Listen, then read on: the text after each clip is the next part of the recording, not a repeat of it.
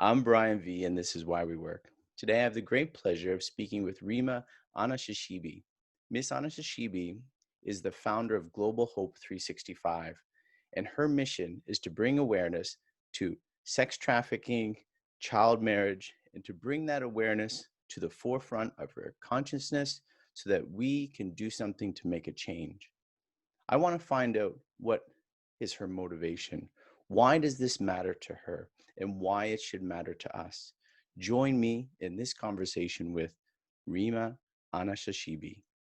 I'm Brian V, and this is Why We Work. Today, I have the great pleasure of speaking with Rima Nashashibi. Good, I guess it is your evening, young lady. Yeah, it's late afternoon. Late afternoon. Thank you for coming on. I just did an introduction of you and about you. Could you give us a little summary of what it is that you do? And then I'd like to take us back a little bit. Sure.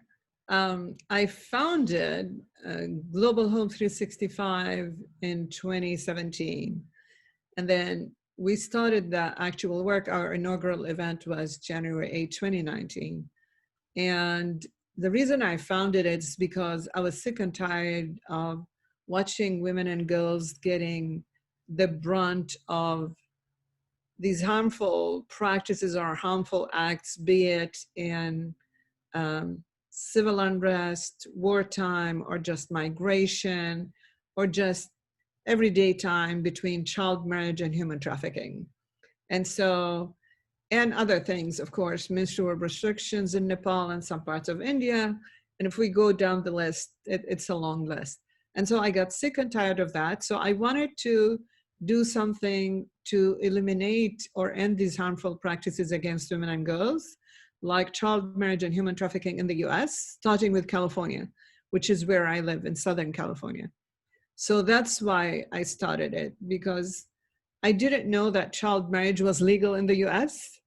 And I used to do 10 to 12 speaking engagements a month in person. And that was my question, the first question to everyone: is child marriage legal in the US? And everybody would say no, which is what I was in 2016 before I got that article from Nicholas Kristof, who wrote it for the New York Times. He's a writer for the New York Times. And it talks about the case of Sherry Johnson, who was 10 years old, repeatedly raped by a deacon in the church and a parishioner. 11, she gets pregnant, and child welfare was going to conduct an investigation, and the church and the parents get together and they marry her off to the 20-year-old rapist. And so the title was 11 Pregnant and Married to Her Rapist. And so that's my first introduction to the fact that child marriage was legal in the US, and it was legal back then in 48 states. Right now, it's legal in 46 states. The first state to ban it was Delaware in May of 2018, followed by New Jersey in June 2018. Then Pennsylvania in May 2020, this year during COVID, and Minnesota also May 2020. So these are the only 4 states that ban child marriage under 18 with no exception. And usually children are married because of parental consent. And we hear from survivors, and the general theme is that both the parents failed them and the system failed them, because the parents should be the ones who protect them from harm, not the ones who put them in a harmful situation. And most of the times is to let the rapist, in their case is statutory rape, which is a crime, get out of jail free card, basically by marrying the victim. And so I've added child marriage to our goals. It was initially human trafficking. And, you know, with COVID-19, human trafficking there has been a huge uptick, at least in the US, in calls to the national hotline during COVID-19, 40% nationally and 30% in San Diego, which is just south from where I live. So that's what I'm trying to do, is protect basically women and girls. And that's our mission, because the mission statement of Global Hope 365 is that we're dedicated to improving the lives of women and girls locally and nationally by advocating for their safety through raising awareness, education, empowerment, and prevention. And so our focus is on ending harmful practices against women and girls, like I mentioned, such as child marriage and human trafficking. Rima, I mean, you have a great mission, and I would like to get more into this in a moment. But also, you as a woman, I would like to know a little bit about your history in for this podcast of why we work and understanding you, which can give us a better idea of the trajectory, trajectory, Yeah. trajectory of your life, your mission, and where Global Hope hopes to be in the future and on a main stage. So Sure. for you, thinking of work, because what you're doing is great work, there's no doubt about it. What was the very first job that you had growing up? Hmm. However small, and like I always give the example of the lemonade stand, or a lot of people deliver papers. Right. Some people, maybe got on stage as a singer or actress or something like that, even as a young age. What was your very first job?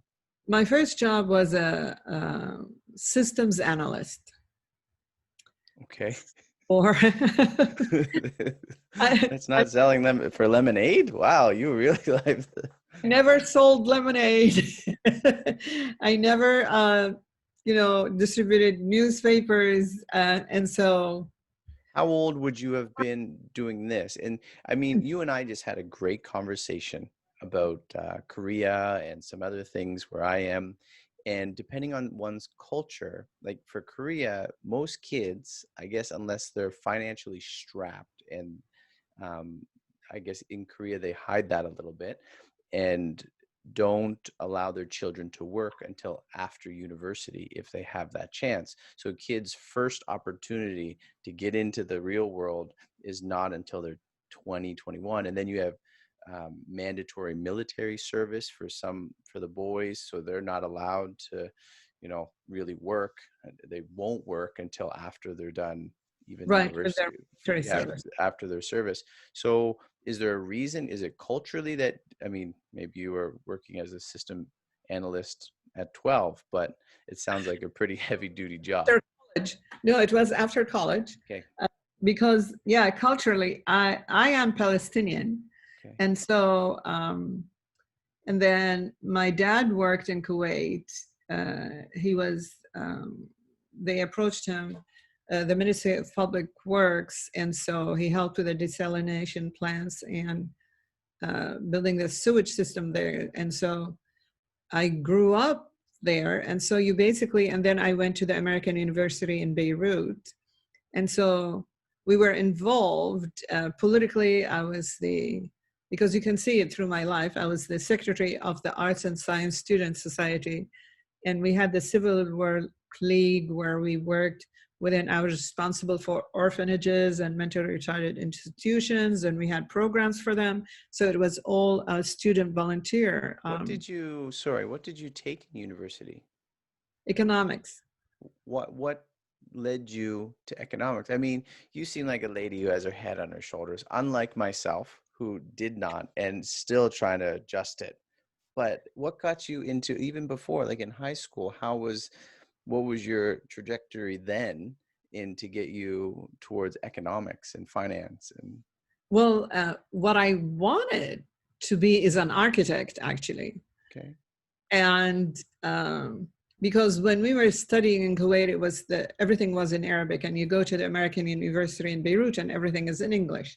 I never had a problem except with physics. Somehow my brain couldn't do the translation well in physics. So I switched from architecture to economics. But we were always just like Korea. In the family, we were always like, who's going to be the top of the class? So And you're, that's it in Korea, right? Who's going to be the top? It's not who's going to be second. yes, you're either at the top of a class or You're it's no not. one. Yeah, yeah. So my older brother and I were always competing who's the top of the class of his or her class, and Mhm. so that's when we went back home, and I'm like, yeah. Were So and you so were you looking forward to going to university? Was this something that even from earlier childhood, middle school, elementary school, that this because is the path? that's the path. It's you get the highest type of education because then once you have that base, then you can basically do whatever you want.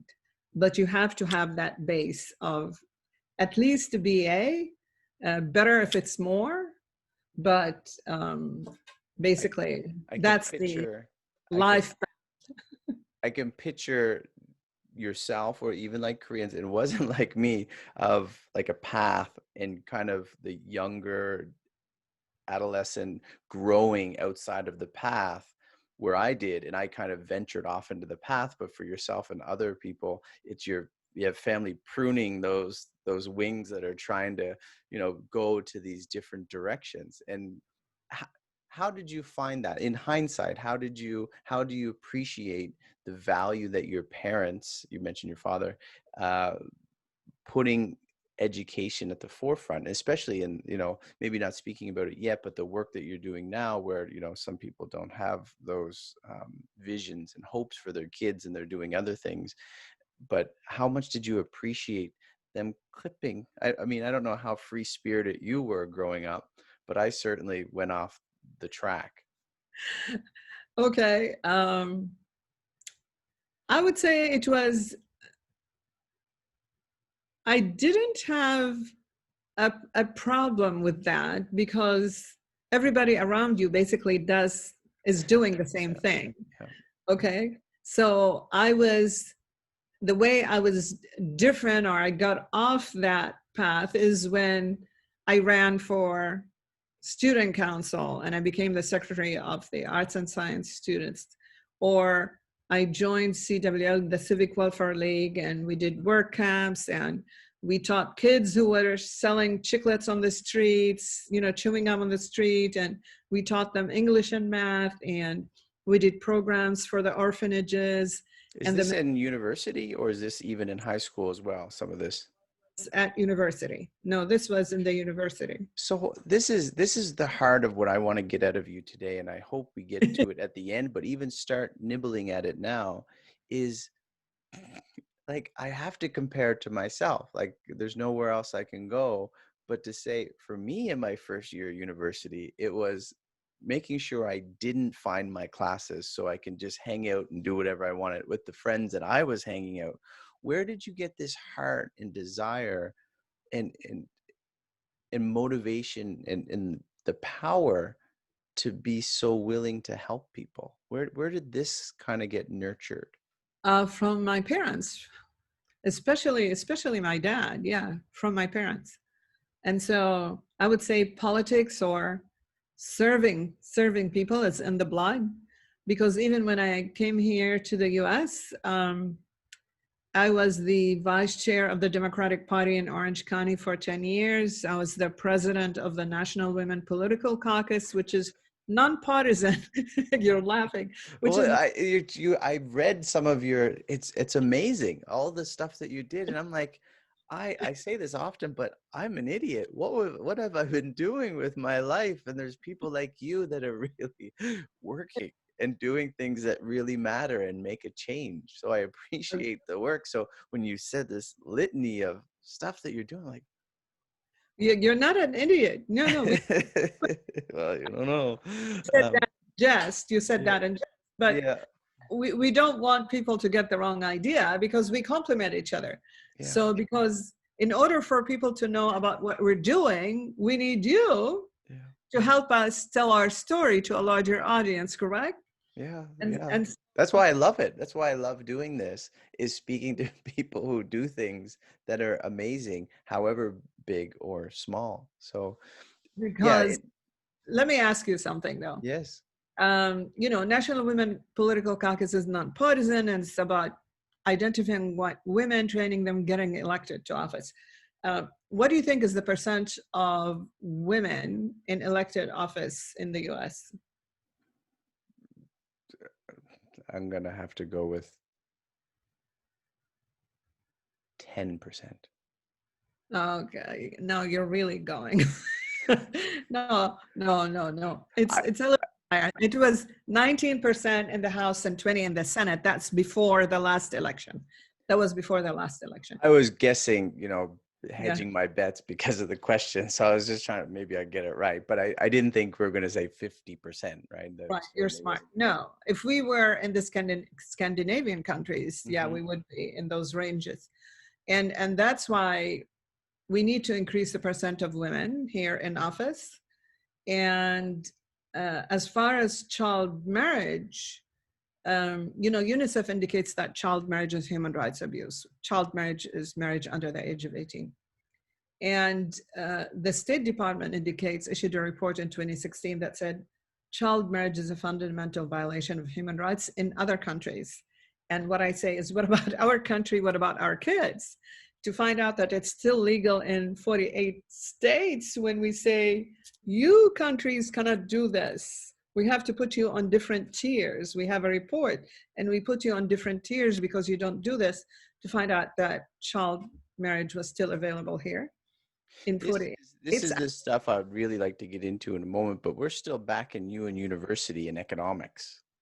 yeah, I'm trying to shift it, not on me, on what we're doing. So that's Yeah, okay. it's We're, perfect. Yeah, no, I totally appreciate it. So how, after you graduated, then you had your first job, yes, as a systems analyst. analyst, yes. And Can, so how was your career path shaping out, and then into the transition of, your current, I mean, I had an interview yesterday, and the lady is empress, and I find you're like almost the empress of this mission, and I think it's a wonderful mission that you're doing. And so how did that, I mean, you said growing up with your father, with the idea of service and nurturing you, so how did this snowball start to build, and you were like, I'm going to put my efforts into this after your first job out of university? no, this came in later, but my first job, we were doing other things, but also to help the community. Then I Yeah. only worked in that for a year. Then I Yeah. became a senior financial analyst for an investment bank in Kuwait, and I was responsible for the foreign portfolio of that bank.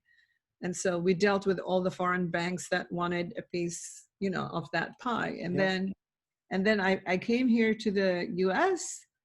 and I went. And Rima, just so, because I know you want to promote what you're doing, but I think your life is powerful. So like, even in the things that you have done, even those what we could pass over, like going to university, taking economics, getting your first job, and then working in finance, and these big, like, that's a powerful message that is encouraging to listeners as well, showing that, look what you can do. Like, these are some things you can do, while also raising awareness for some of the tragedies that are going on in this world. So I think both are really good to, it's not just stop this, but also there is a better way to do this life, or to live this life.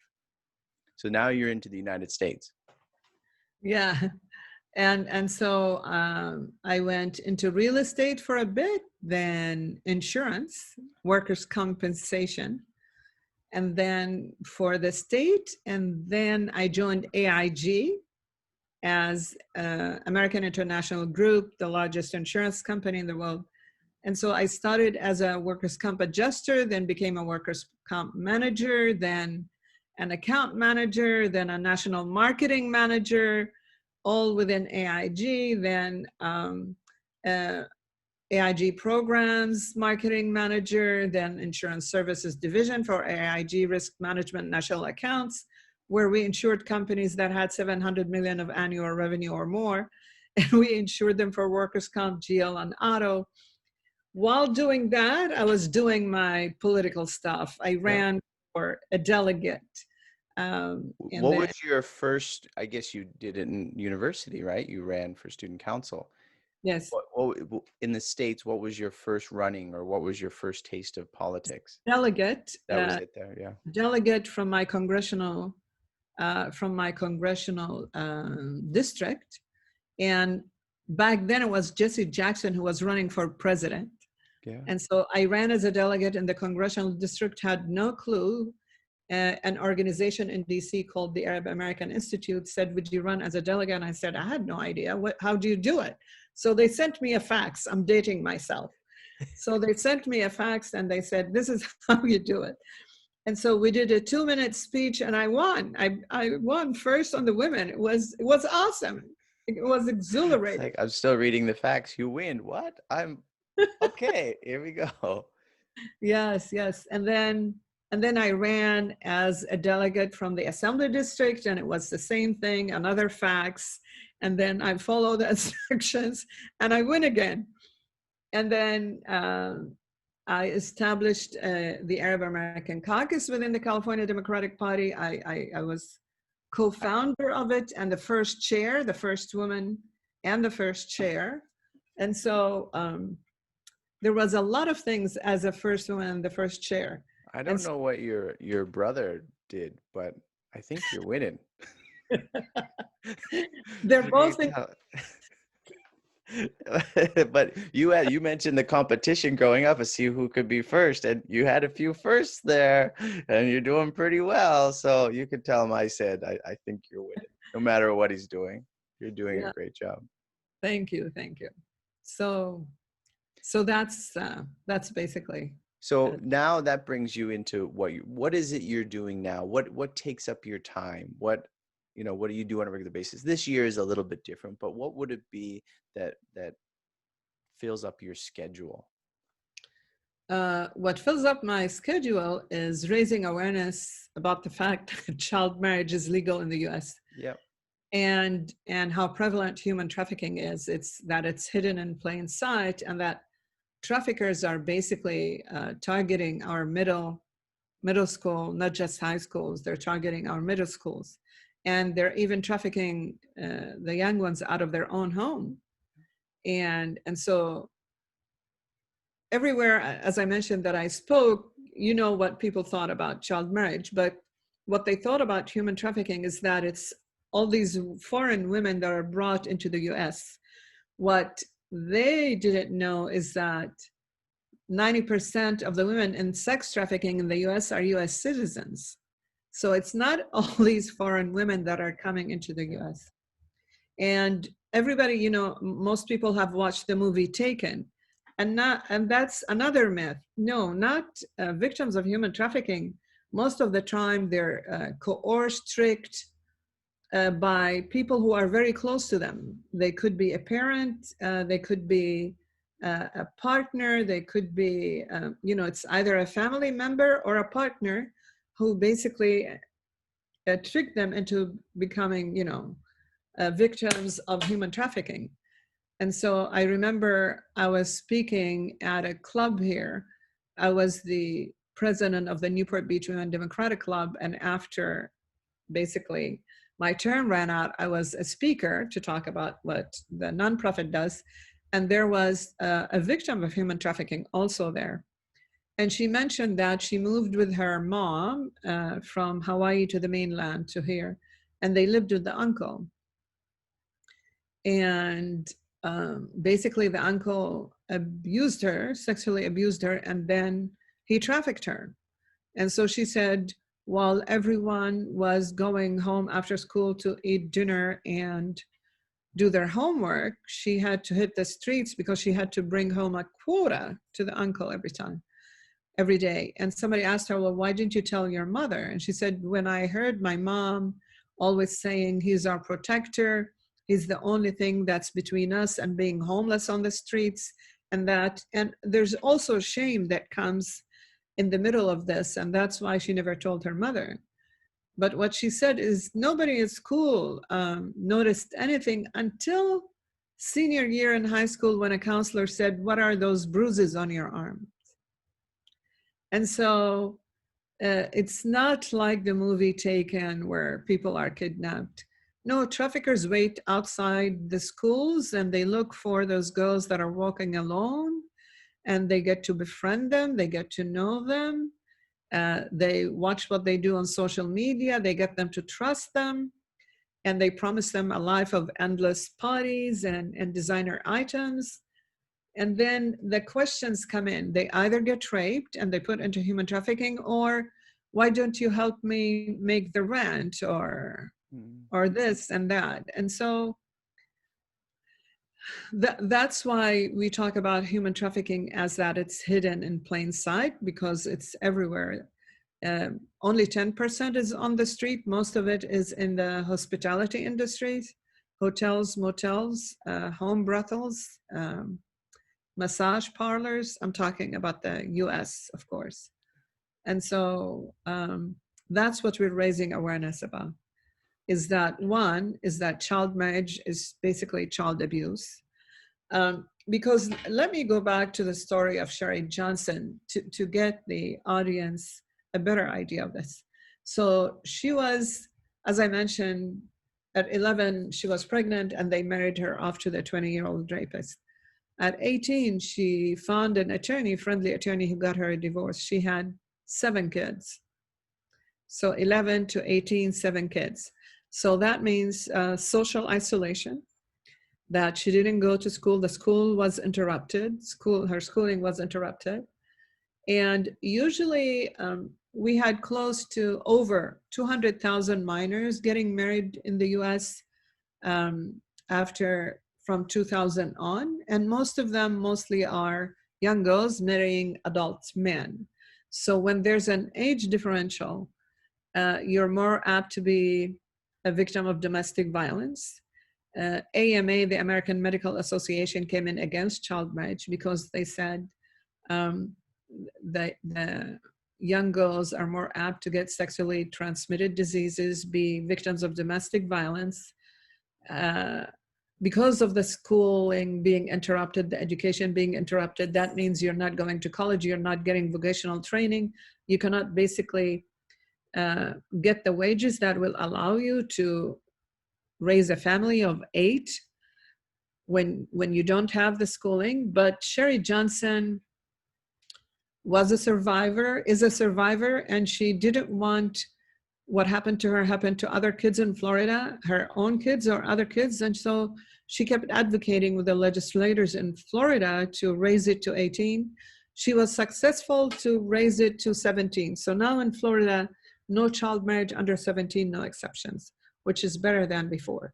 Now, 10 states, including California, have no minimum age, Brian, no minimum age, which means if your parents want you to get married at 10, 11, 12, you will, and they can find a judge to approve it, you will get married at 10, 11, 9, 12, because 10 states, including California, do not have a minimum age. I have a 10-year-old daughter. I couldn't imagine. Yes, yes. So, I mean, how can we do that?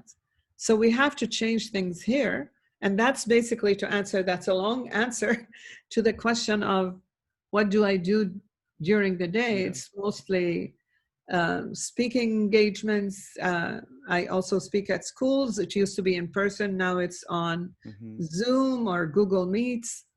It's digital. And we're basically talking about red flags that parents and students need to watch for. We're trying to raise funds for human trafficking prevention programs that they need to implement in schools, because, you know, human trafficking is about demand and supply. So how do you reduce the demand? There's 2 ways. One, you increase the penalties, punish demand, so you increase the penalties, and then you educate the public about the red flags that traffickers use so they don't fall victims. So because Global Hope 365, we're about preventing victims from happening.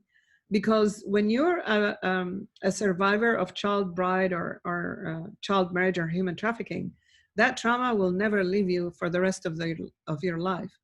The other day, like a month ago, I interviewed a survivor, child marriage survivor, who's now 80. You can still hear, Brian, you can still hear the emotions in her when she talks about that experience. And she wanted to volunteer with Global Hope 365 because she wanted to help women that are either going through that right now, that are going to be victims of child marriage, or have gone through that experience and now they're out of it, and she wants to counsel them and be their support, be their mentor or support system for them. And so that's why we're trying to prevent. Our whole thing is about raising awareness, education, and prevention, because we don't want any girl to go through that trauma. And it could be, Brian, as simple as, which is another example, one girl in school telling her friend, you know, my dad and I will take you home.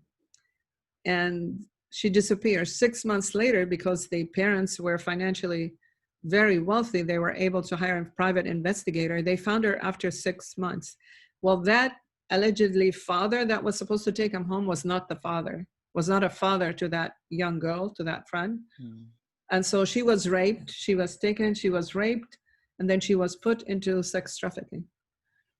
And she was found after six months. And so she has gone through that trauma, because basically you have 10, 12, 14, 20 men going through you a day. What kind of a life is this?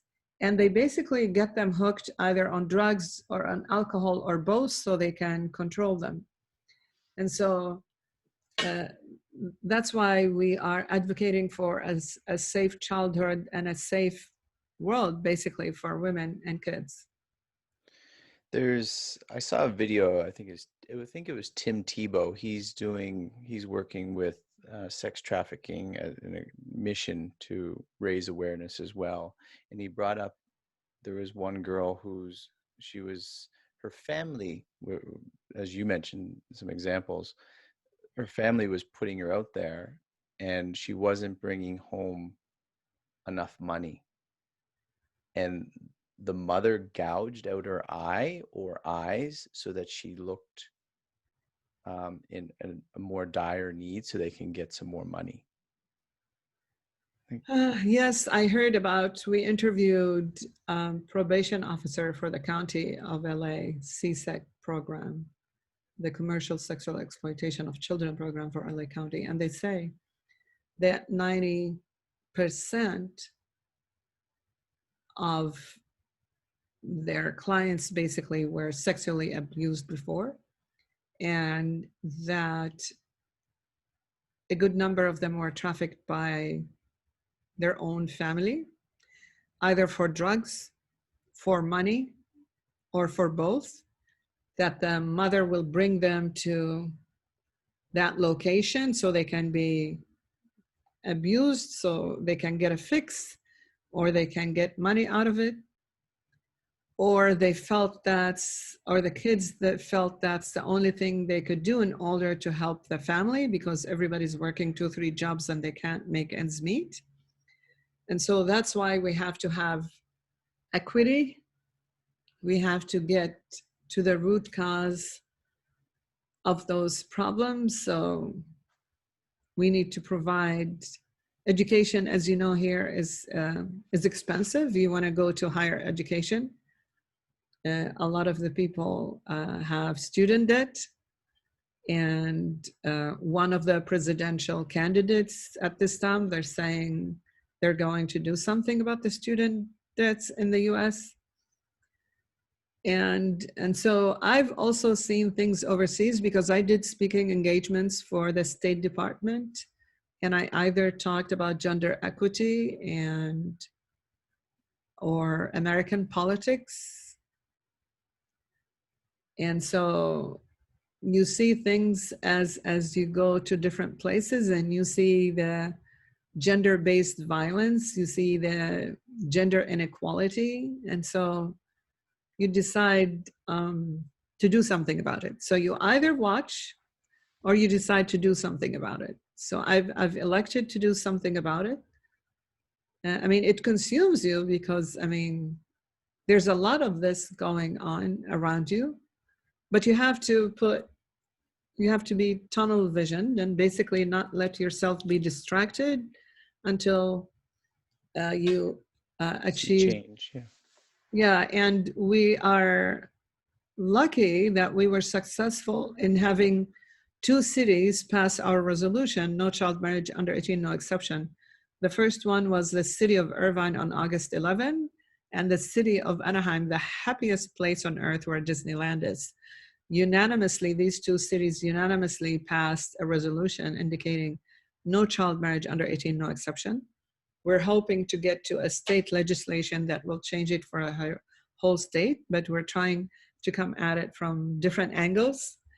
I am doing a presentation for the city of Yorba Linda, October 20 at the city council. And so bit by bit, what they say that the trip of 1,000 miles starts with one step. So that's what we're doing, one step at a time. Rima, I have a question. I have other questions, but this is, as you're mentioning, no marriage under 18 without exception. What is someone's, what is the biggest reason any state or any local areas coming up where people bring a debate or they're contentious about that point? What is one reason they give for wanting someone to marry at 17 or 16 or something? What is the logical reason that they're giving? I don't understand it. I don't understand it, but I can only give you an example of California. Senator Jerry Hill in 2017, he's from Northern California. A constituent of his came to him and she said a friend of hers is she's going to be forced into marriage as a minor and this can't happen, and she found out that it's legal in California and she wants to end that. And so he thought it was a no-brainer. And he introduced a legislation, SB 273, no child marriage under 18, no exception. It was watered down so bad that the proponents of it basically took their hands off and they said, no, I'm sorry, we cannot support this bill anymore the way it was watered down. It no longer speaks to the goal of ending child marriage under 18, no exceptions. And some of the opposition came from unforeseen quarters like ACLU and What is ACL? You mean university? No. Sorry. Excuse me? What is ACLU? Sorry. American Civil Liberties Union. Okay. And so Civil Liberties Union was against. Yeah, because they felt it's against the fundamental right of marriage and religion. But what about the what about the rights of the child to have a safe childhood? And so neither ACLU nor Planned Parenthood opposed it in the other 4 states, but they did here in California.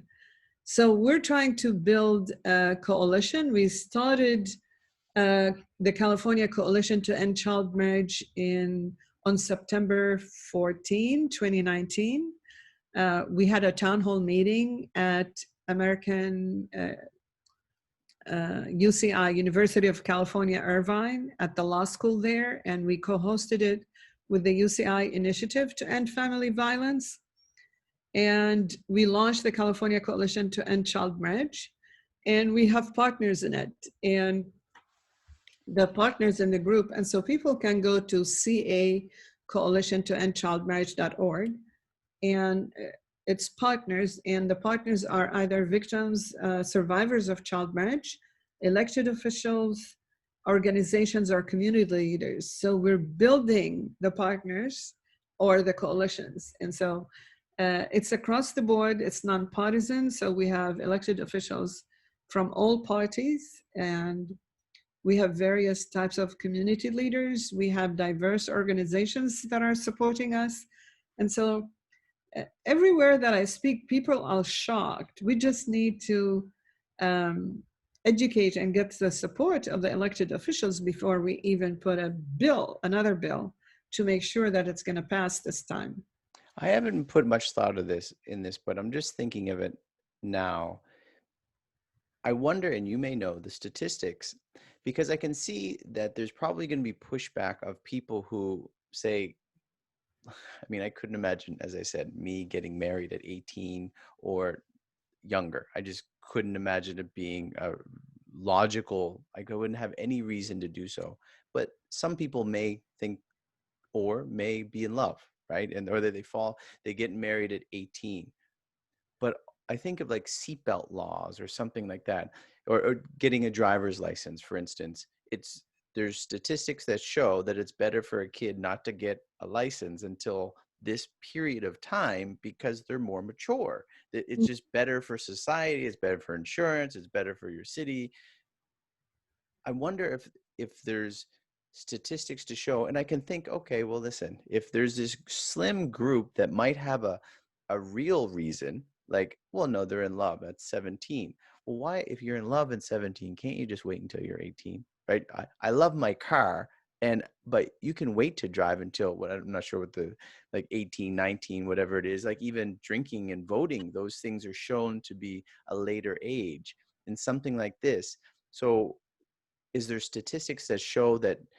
I know, I mean, there's one I always carry around, and I tell kids as a teacher, like, stay away from boys and girls, because the statistic of, an elementary school student, middle school student, or high school student dating someone, then getting married and staying married to that is very, very small, like to almost 0%. So is there some sort of statistic that will go against that and then just wipe everything else away as being nonsense? So, as you mentioned, you cannot vote here in the States until you're 18. 18. You cannot sign a contract until you're 18. You cannot drink until you're Even 21. older, yeah, older, yeah. So why do they have these things? Because, like you said, they wanted people, because they're making lifelong decisions. You're voting, you're going to elect the president of the US or the member of Congress who's going to represent you and change life here for you in the US. So they want you to be developed mentally enough and mature to make those lifelong decisions. And so, but you can get married at 10 or at 11. That's a bigger, I know there's pushback. People are trying to say, let's lower the age of voting, and be like, no, well, let's not keep the age of marriage down. I mean, 80%, there's an 80% divorce rate among child marriages, basically. Mm-hmm. And so marriage before the age of 18, it has devastating, as I mentioned, lifelong consequences, including greater vulnerability to sexual and domestic violence, and increased medical and mental health problems, higher dropout rates from high school and college, greater risk of poverty. There's statistics for all that, yes. And so, and in addition to that, we heard from survivors of child marriage. We held the two-part summit. The first one on July 22nd was hearing survivor stories.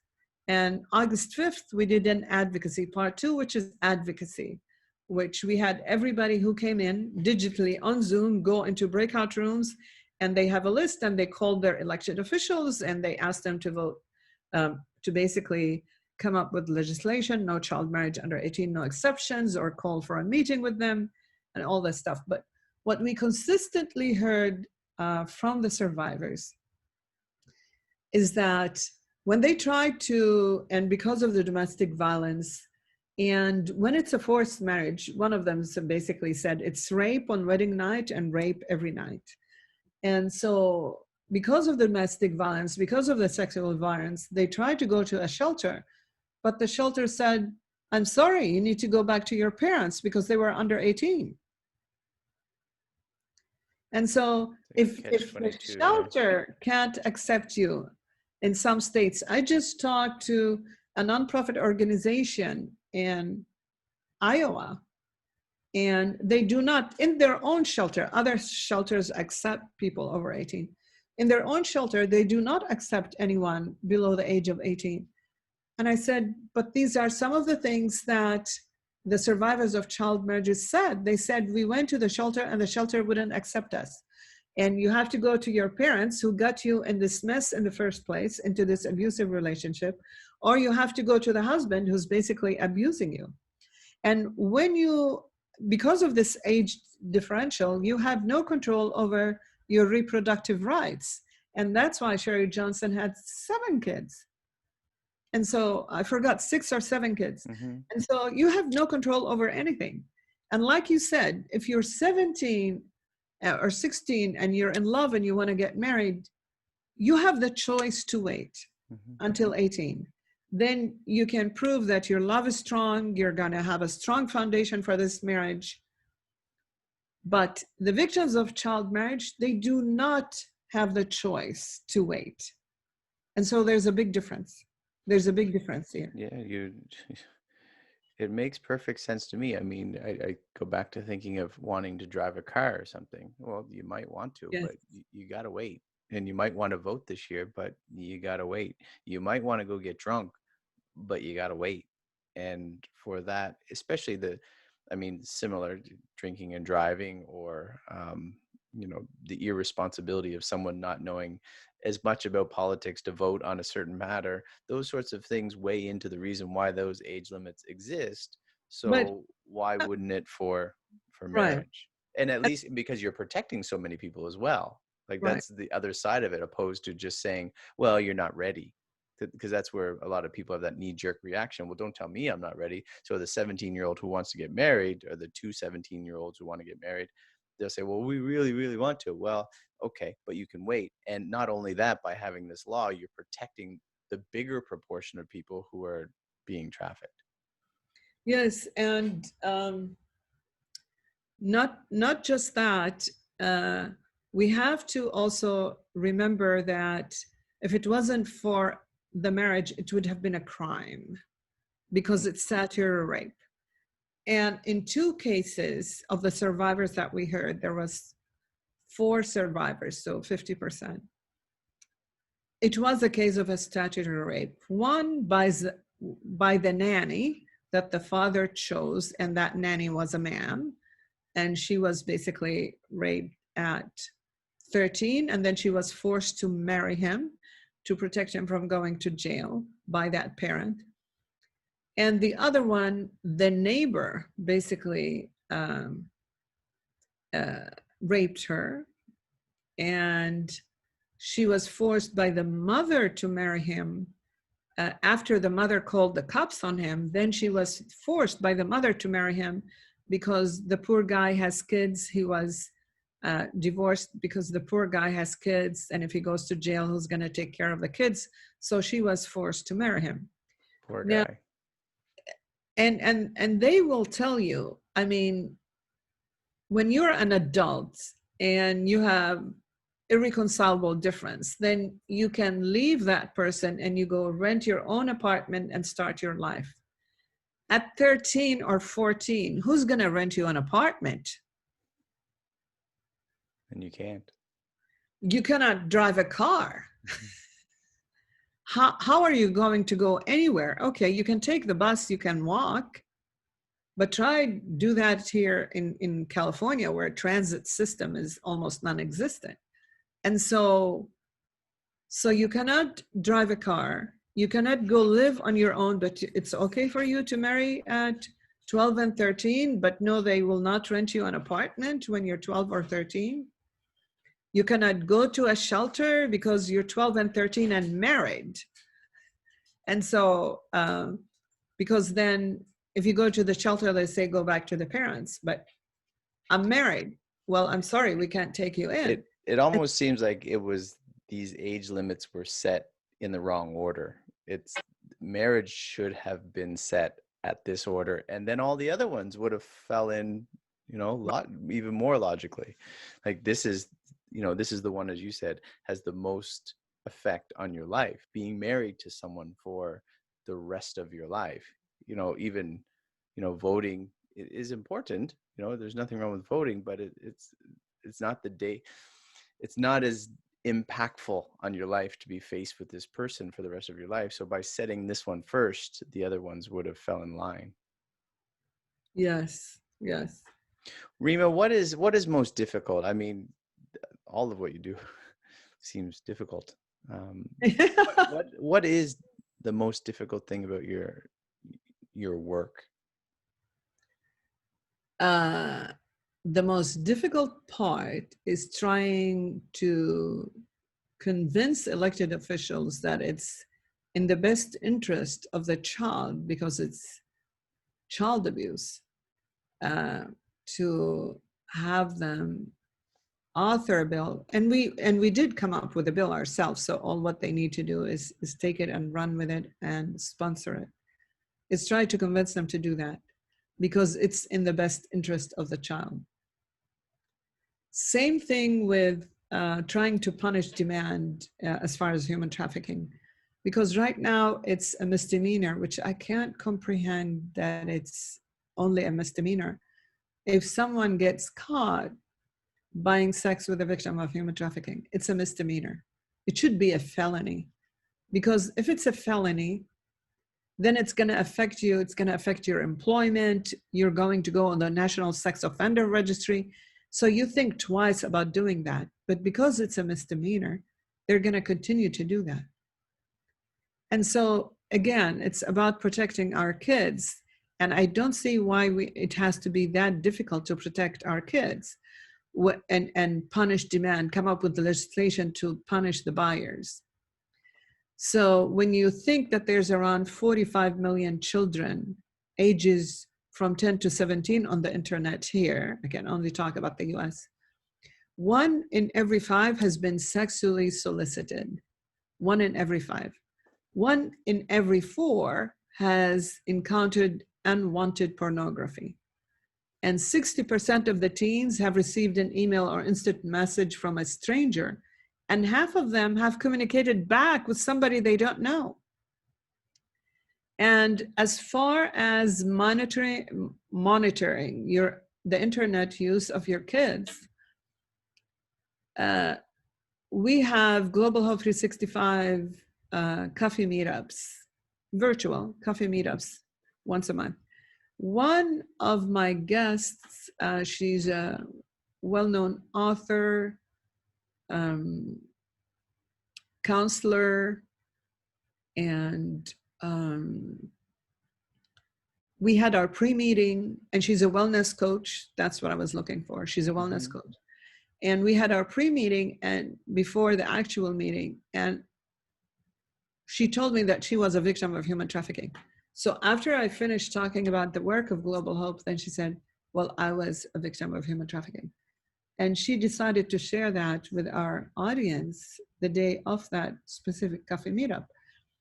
And she said, which still sticks in my mind, she said, I wish my parents monitored my phone because I wouldn't have been victimized and at 13 years old. And then she was basically forced to go sleep with other men by this person. And she said, I wish they monitored my phone. What is your, Rima, what is your view of phone? I mean, the internet as well, but I mean, just a short while ago, I think, I don't know what year is this, my first hand phone, like cell phone, smartphone, was 2016. My dear wife and I, we had a flip phone for a little while, but we were way behind the times. So we're still kind of, you know, we look like these seniors with the phone in their hands and not really comfortable. But kids, I mean, we live in an apartment. You're familiar with Korean culture. These kids have some really good phones, and it's even just on a social level. A lot of these kids are going outside to play, and they're just sitting on their phones. So what is your view of, I guess, internet with the computer at home, but also with kids with phones? I agree, responsibility. Our children do not have smartphones. They have something they can call when they're finished school, so we know where they are, but it's not, there's no messaging involved, anyone outside of who you give the number to. So what is your view with children and phones, and what would be ideal? Okay, let me give you some statistics, maybe that those will drive it home. So as I mentioned, the 45 million kids from 10 to 17 on the internet. 20% of their parents tell you they do not supervise their children's internet use at all. And 52% they say moderately supervise. And some 71%, they stop supervising after the age of 14, yet 72% of all internet-related missing children cases happen between the ages of 15 years and older. So there's different things that you could do. And a lot of parents, and 62% of the teens say their parents know little or nothing about their websites they visit. So their approach through social media, Facebook, Instagram, and chat rooms, game rooms. And so they're approached by these predators. You think I was on a conference, I'm on a call every week regarding what we call the internet dangers and the Use and the Earn It Act, which we're trying to pass here, is hold the tech companies more accountable, because everything is going on. The victimizing of the kids are happening on those platforms. And so one of them was the mother of a 13-year-old who, her first knowledge that there was something is when her niece called her and she said, so-and-so is going to commit suicide. And what happens is, or what happened in his situation, is that somebody approached them, you know, on the internet. They thought it was a 16-year-old, when usually it's a much older man, 45, 50, 55. They have a picture of a younger person, and so they think they're 16. And then that person convinced them to send them pictures of themselves. Initially in a bathing suit, then without a bathing suit, and then those pictures were used against them to force them to do other things. And then when they didn't want to do the things that this person who they thought were 16, and they were shocked when they met them in person that they're not, when they wanted them to do other things and they didn't want to do it, then they shared those pictures with their friends in school. And those pictures were circulating in school. And so if you're a minor and you share, and they call it sexting and sextortion. So if there's a penalty for sharing even your own picture, and it could be a felony, and you can even register, you have to register as a sex offender, because you're sharing a nude picture over the internet, although it's your own picture, but you're breaking the law. And so they need to, you need to have a talk with your kids. Parents need to have a talk with their kids. They need to discuss the dangers of the internet, the dangers in chat rooms, in game rooms, and not everybody who says they're 15 or 16 are 15 or 16. If you talk with your kids and talk to them about the dangers, educate them about it, and tell them that's why you're gonna monitor their internet use. And there's a lot of applications that you can use that can do all those things. Like, for example, there's one called Circle. It's like a one-stop shop for most of your parental control needs. In this one single product, you have the ability to set screen time limits, block certain sites and apps like TikTok or others, track internet and device usage. And so there's other things. There's Covenant Eyes, there's Net Nanny, there's Custodio. So you need to be, you can't give, yes, you need to do your due diligence about protecting your children. You don't give someone at 13 a car and say, go learn driving on your own. There's a danger, 12 and 13 driving on their own without lessons. Same thing, you wouldn't send them on the internet superhighway on their own without talking to them about the dangers of the internet and its use. So you hold a family meeting and you explain exactly why you're concerned. You talk to them about their personal internet use, and you set controls and you follow them up and you limit the time spent online. And so a lot of the tech companies, that's why we have the Earn It Act, which is basically, it's the Eliminating Abusive and Rampant Neglect of Interactive Technologies. It's a mouthful, the Earn It Act, which is basically, right now, tech companies have a carte blanche. Victims of trafficking cannot sue them. And the Earn It Act will make it, when passed, will make them accountable and will basically say, you have to earn that release of liability by setting up protective measures so you can protect children from being victims of human trafficking on your own platforms. You have to earn that. We can't give it to you carte blanche like it is now. And so parents and citizens need to be more involved and need to hold people accountable, their elected officials accountable. Like human trafficking is $150 billion crime industry. It's the third and the fastest growing crime industry. And so we need to protect children and women from that. And as I mentioned, 90% of the victims of sex trafficking in the US are women. And so we cannot bury our heads in the sands. It's hidden there in plain sight. There's red flags, but I think we're getting to the end of this program, this podcast. But a lot of the links that we provided will help you educate yourself more on that. And so you can go on www.globalhope365.org or CA Coalition to End Child Marriage.org and get involved. You can volunteer. You can hold the fundraisers for us or donate. You can call, if you're in the US, call your elected officials. Even if you're not in the US, get educated about the laws as far as child marriage and human trafficking in your own country. Get educated on that. Talk to your elected officials if they need changing, if they need tightening up, and do something about it.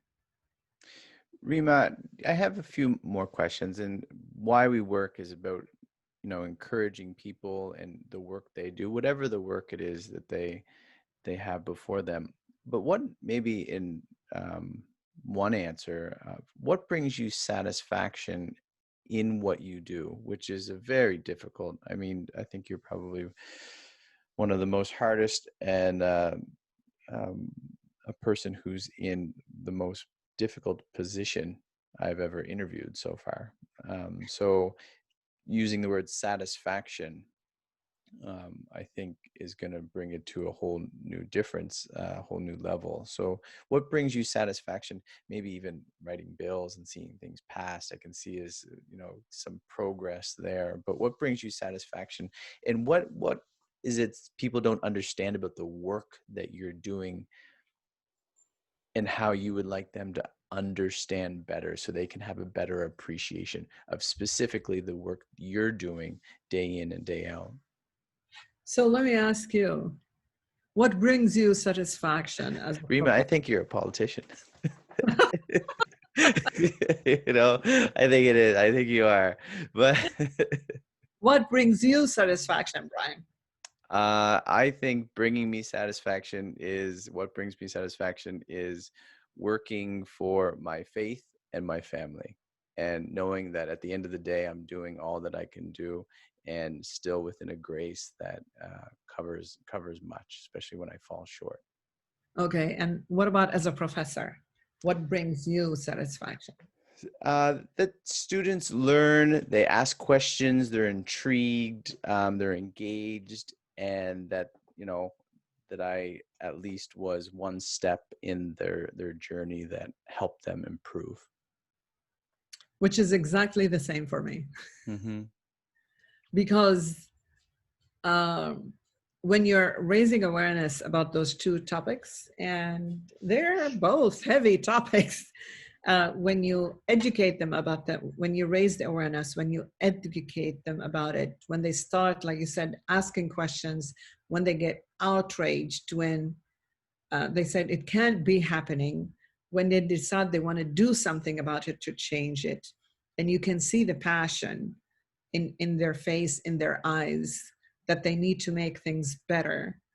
That's what brings me satisfaction, because we know that that's going to trickle down and affect the life of a young girl or a woman somewhere, sometime, without us knowing. We don't have to know, as long as it helps someone. Even by getting them more educated on the topic, even with getting them more educated, now they want to get involved, they want to do something about it, they want to change things.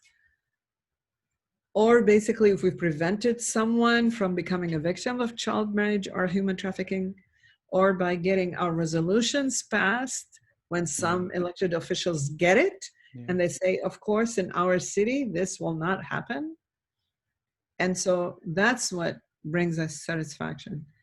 And I was so excited when we heard about the first resolution that passed at the city of Irvine, and it was unanimous. So, which is a strong message. It's like we all, Democrats and Republicans, we all city council members believe the same thing and feel the same about this, and we do not accept and will not allow this to happen in our city. And so Anaheim, 7 city council members unanimously passed no child marriage under 18, no exception. So that brings us satisfaction. Rima, you mentioned Democrat, Republican. I'm Canadian and I'm in Korea, so that doesn't affect me directly. World stage America does affect most people, I guess, to some degree. How hard is it for you to do your work and not wear your political sleeve, which becomes a hindrance to raising the genuine awareness that you want to raise? Like, how hard is it to meander when, I mean, you've been in politics for a number of years, you know there is a game. I don't know the game, but I hear there's a game, and it's not an easy game to play. How hard is it to meander when you have something genuine and you got to bring it to a forefront, but there's certain steps that, you know, there's rules in the game that it has to be played. Is that a difficult process and even a frustrating process for you? There are ways about this. You can approach it Differently. in different ways. You can approach it in different ways. One, child abuse and human trafficking is a nonpartisan issue. There's some people who try to make it partisan, but I was a speaker at the Orange County Republican Central Committee, and I was the vice chair of the Democratic Party in Orange County for 10 years. Mm-hmm. But child marriage and human trafficking are nonpartisan issue. They're human rights issue. And so, and whenever we talk to city council member, I have people on my board who are Republicans. And so the Republicans approach the Republicans, the Democrats approach the Democrats. And at the end of the day, it's a nonpartisan issue, and we try to make sure that it's viewed as such. But yeah, there are sometimes there are challenges. But when has life been without a challenge? It's how you address that challenge that can either make you or break you. As the question I asked is, what is it people do not understand about the work you do, like the behind the scenes, day in and day out, that you would like them to know so they can appreciate your message? I basically start my day sometimes for 7 in the morning or 6 if we're attending a conference that was hosted by people in London. So sometimes it can start at 6 or Korea. Yeah, time zones are tough. Sometimes you can start at 6 in the morning and end at 9 p.m. And it's constant. You're constant. constantly in meetings on Zoom or Google Meets and on the computer, on email, because you really can't stop, because Yeah. one thing is going to lead to another. But there is light at the end of the tunnel, and Global Hope we cannot do it by ourselves. We need everybody's support. We need the support of a lot of people. So, like for examples, my neighbors, they're so supportive that whenever I went to speak, I had advocacy cards with me that are pre-printed. They need to put their name and address, and then we will put the name of the elected officials based on the address on the Mm-hmm. card. We'll put the address label and the stamps and everything. My neighbors, each one had their specialty, because they see me when I used to go to meetings in person. Mm-hmm. I'm constantly in and out of the house in meetings. I'm constantly running late. And so they say, how can we help? And so one became an expert in putting stamps on. My neighbor is a 90-year-old woman, and she's the expert in putting stamps on those cards. Another one is attaching the 7 cards to a pen, because you need to give each person attending a stack of 7 cards. They have to sign the 7 cards. And so, and then somebody else was entering that data and finding who their elected officials, because I just did their volunteer sheets, because we have to keep track of them as a nonprofit. So each one had their specialty. Yeah. And I made it a point to share the success of those resolutions with them. Or when I get the latest award, the Congressional Woman of the Year Award, March 2020, we were supposed Congratulations. to, thank you. We were supposed to have the event in March and it was canceled. We just had it September, I think the end of September, virtually be given, but they mailed the award, the actual award, to us from the congressional office. Or I was just nominated to be for the Orange County Business Journal as Businesswoman of the Year. And the event is coming up at the end of October 29, I believe. And so I make sure that I basically share the good, the successes with them, so they know that their work, their hard work to support ending child marriage and human trafficking, there's light at the end of the tunnel. And yes, there's tangible successes, and we can achieve them a little bit at a time.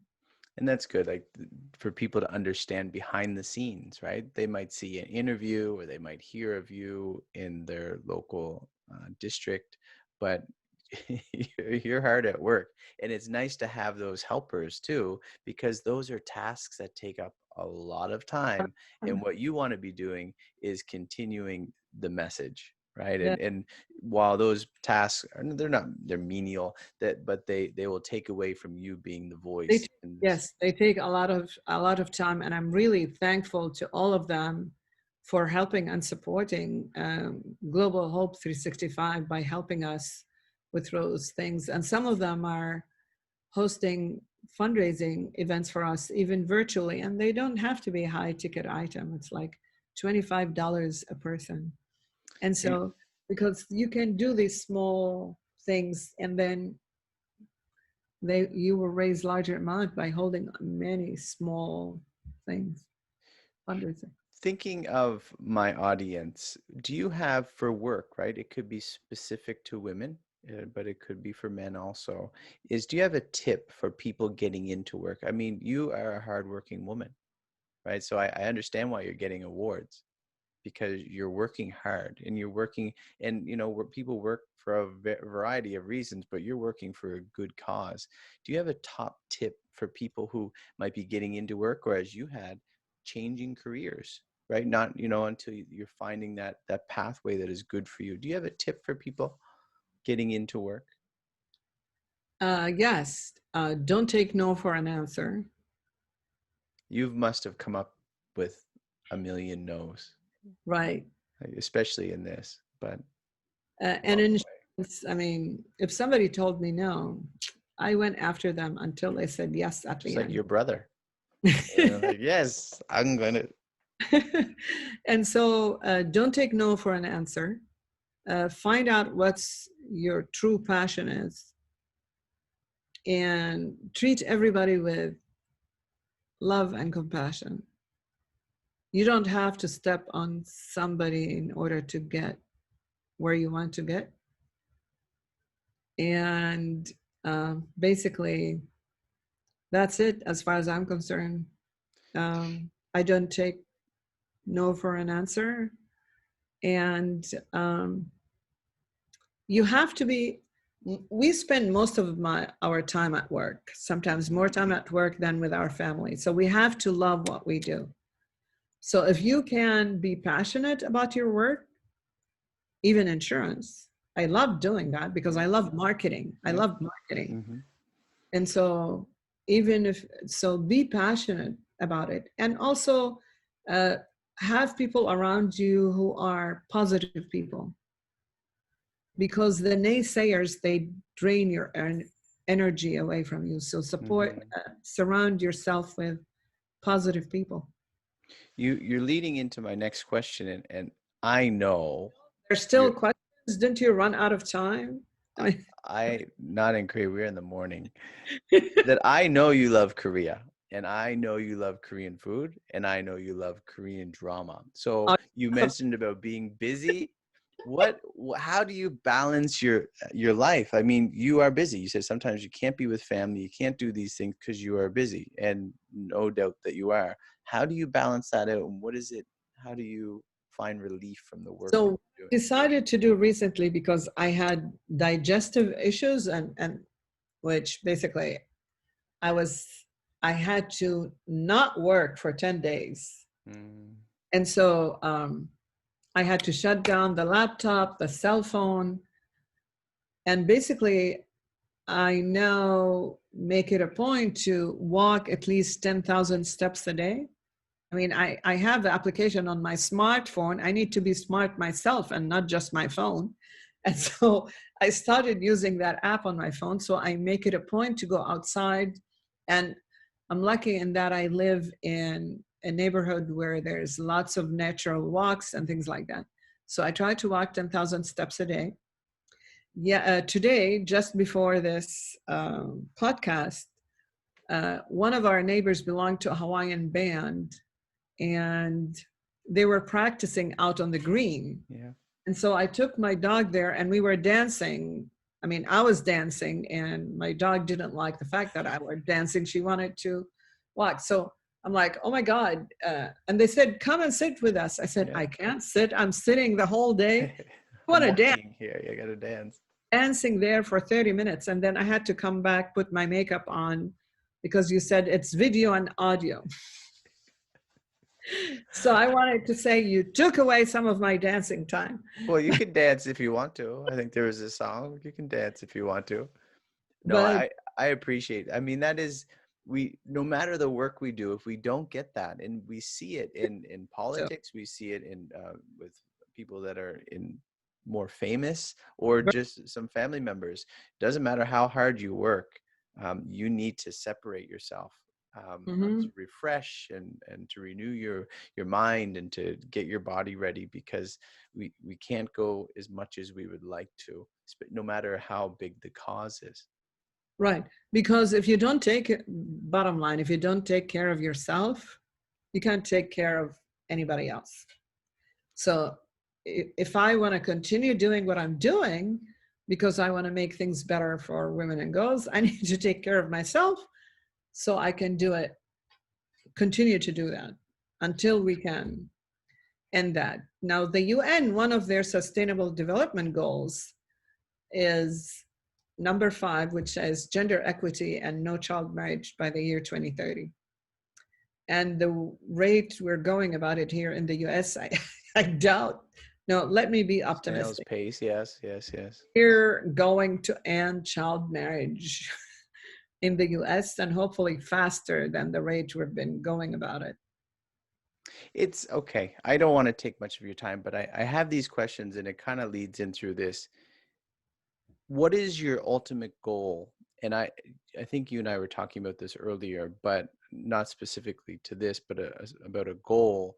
And if not having the right goal, it may be discouraging. So you want to bring awareness and you want to bring education. What is the ultimate idea that you have? And I would even answer first, ending it would be the ideal. I guess we were talking about healthcare in Canada. I mean, the idea of having free for everyone is a perfect idea. Practically, it doesn't work. Otherwise, it would be working. So with ending child marriage and human trafficking, what are you hoping to do? And even you hinted at, to get it done by 2030 is going to be kind of hard. So what are you hoping in your work to accomplish, or at least say this is the right path? To make this world a safer place for women and kids. Because look at it this way.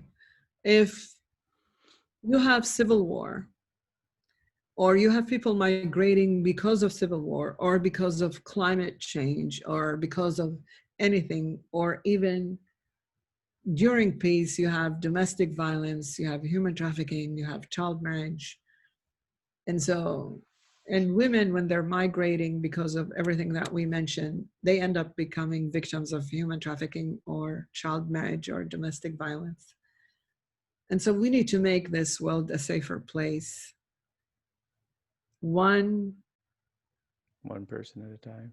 One person at a time, one city at a time, one state at a time, one country at a time. Very good. What is the law in Korea about child marriage? That's over my head. I don't know. I mean, I think it's probably the reason I wouldn't know is because it's not something that happens very often. I don't think it's, I don't know. I really don't know. I'll look it up after this, but it's traditionally, it doesn't seem, I mean, in 2020, it doesn't seem like something that happens a lot or that it's a problem. And Korea is kind of good at squishing out problems. But I will look that up, but it seems they have a system, you go to university, then you get married. Like that seems like the cultural way of doing it. What goes on underneath, I'm not sure. Okay, so in Korea. Oh, you found it while I was babbling. We have the internet. I should have looked it up. The Civil Code 2011, the minimum legal age of marriage is 18 years. However, girls can be married at 16 years with parental consent. Would that be well, no, because you have parents that will say yes. Basically, I mean, victims of child marriage, they cannot get married without parental consent. Yeah. So the main culprit are the parents. They are the parents. So they are the main. That's the common theme for many problems. Yes. It is. It's good to know it's 18 at least. I mean. But however, girls can be married at 16 undercut. Parental consent. Yeah. I think you're doing a great work, and I know you're getting late there, and I don't want to take up, I have several questions for you, but I don't want to take your time.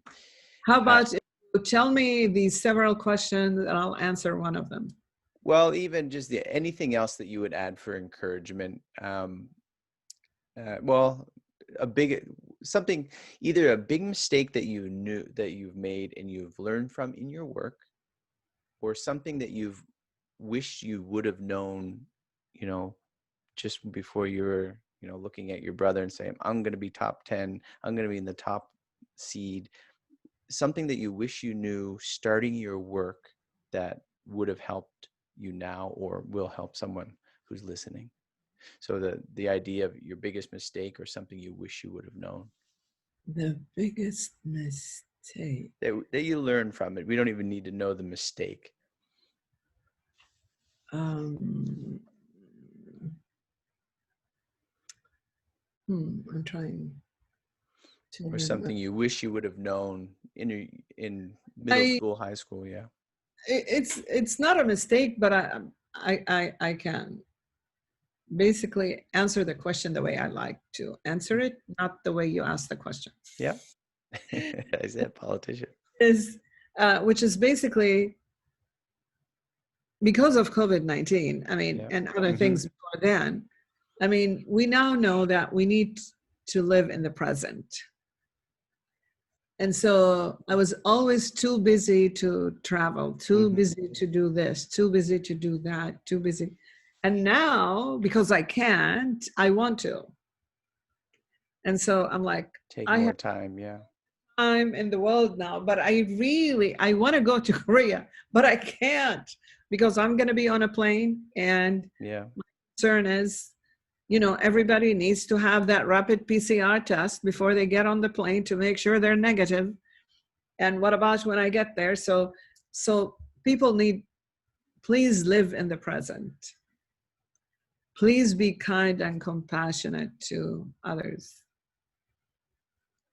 And treat people like you want to be treated. Yeah, we spend a lot of our working life rushing and trying to do this and trying to do this and Yes, missing out on some of these smaller things that yes, we are yes. forced to realize.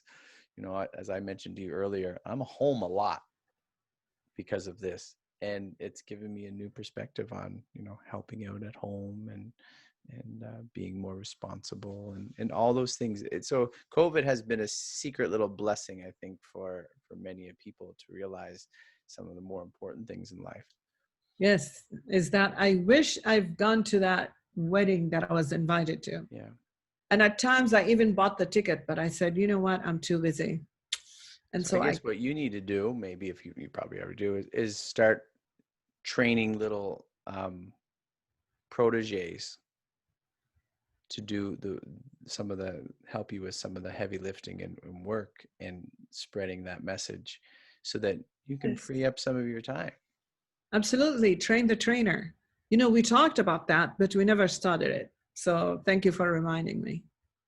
Absolutely. It's a good, I mean, anyone who listens who hears this will be more aware, like you saying, well, check it out. Well, now I'm going to look at more of what's going on in Korea, and I don't even know what the laws are in Canada. Near closing, do you have any encouragement, thinking of yourself in different careers, different paths? People are disgruntled, COVID's an issue, even listening to this about human trafficking and child marriage, and just discouraged about life in general. Do you have any sort of encouragement for people in whatever work that they do? It's the same It is. answer that I gave before, Yeah. which is you need to sit down and figure out, what do you really want? What do you really, really want? What are you passionate about? And can you mix that need for financial independence and the passion? Is there a way to marry those two Yeah. together? Basically work at a job that's going to give you satisfaction. Because as COVID-19 taught us, we have to live in the present, and we spend most of our time at work. So let's enjoy that life that we have and the time that we have at work. Well, Let's enjoy it and never take no for an answer. I'm not sure how much adversity you have gone through going through life, but you are a woman of power. You are doing a very good job, and you've had a career that is noteworthy and obviously honorable to the point to receive accolades from some of the top places in the world to receive accolades, and I commend you for what you do. Thank you. You mentioned a little while ago about reaching you. How can people directly reach you in regards to this? Or, you may find a protege who Yes. wants to contact you and say, I want to help you. You have a stamp liquor, but I want to go out there and do something else to help you out. Yes, they can reach me at Rima, which is RIM as in Mary A, at globalhope365.org. So that's Rima at globalhope365.org. They can go to our website again, which is www.globalhope365.org and volunteer, or they can go to CA Coalition to end family to end CA Coalition to end child marriage.org. You're all right. You're right. And they can join us there to become a partner. If they live in the state and they want to change it in their own cities and state, they can tell us what city they live in, and we can send them the Mm, resolution so they can help pass it in our city or county, or they have any suggestion for us, or if they want to learn more or they want to spread the words themselves, they can email us through the website and tell us what is it that they need and how they can help, and we'd love to hear from them. They can also go to both websites and donate mm. if they can to help us continue with this work. Rima Follow, Nashashibi, yeah, go ahead, continue. you can also follow us on Twitter, Facebook, and Instagram at Global Hope 365, or I'm at Rimanashashibi as far as Twitter is concerned. And basically email us. And they can donate on both sides too, if they would like to have us continue on this. But I want to thank you so much for giving me the opportunity to be on your show, and also for giving me the opportunity to chat about Korea and everything Korean and practice some of my words. Chingu. Chingo, friend, yes, Rima Nashashibi, I appreciate you. I only have one more question, and again, the work that you're doing is great, and I do encourage people to go to those sites. I'll post them in YouTube and my podcast site. One final question: why do you work? Because I love to work. I don't see myself sitting still. I don't know. I don't see myself sitting still. I'll get bored out of my wits. I usually take a break. I'll have like a week off and not do anything and just pamper myself, but I love to work. A week off. I mean, I need more than a week. So for you just to take a week, I mean, as a professor, we have 4 months off. Oh, lucky you. Oh my God, lucky you. I want to And, be a professor now. well, then there's the whole idea about the money that kind of goes in balance with it. But you do get lots of time off. So to hear that you only want a week off, yes, I think you need some proteges to give you some time and travel and dance. Please send some my way. So let me ask you this. Why do you work, Brian? I work, as I mentioned, faith. Someone asked me this, and I cut off the interview, and he and I had a 3, maybe 4 hour conversation about this. But then I said to myself, if someone asks me the question, I'll answer it. I work by grace for the glory of God, and to reveal that in what I do through my family, and in this case, through the podcast, to show that there, as you mentioned, love is important. If love has been given to me, why couldn't I show it to others? Forgiveness has been given to me, so why can't I forgive others? So I work, whether it's this, that, or another thing, if it changes, but hopefully doing my best, but working under grace, because my best is never good enough. And trying to enjoy and have, find Your what my passions best, your best is always good. Don't be hard on yourself. it's something. I don't know how good it is, but it's Don't something. be hard But on yourself. no, well, I know what your work is. There's no one, I don't know how that you come up against opposition um, in the work that you're doing in raising awareness for child marriage and trafficking.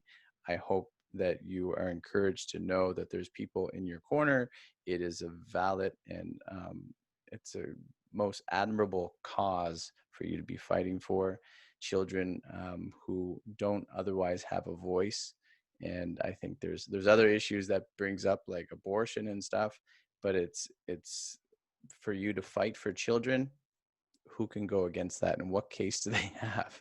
So all the power to you, Rima Nashashibi. I appreciate you and Global Hope 365 and in your work. And I hope to talk to you again, and I'll be watching for you, because I think you have a long career ahead of you as well. Thank you. 감사합니다. Chanmaneo. Talk to you later. Thank you. Bye.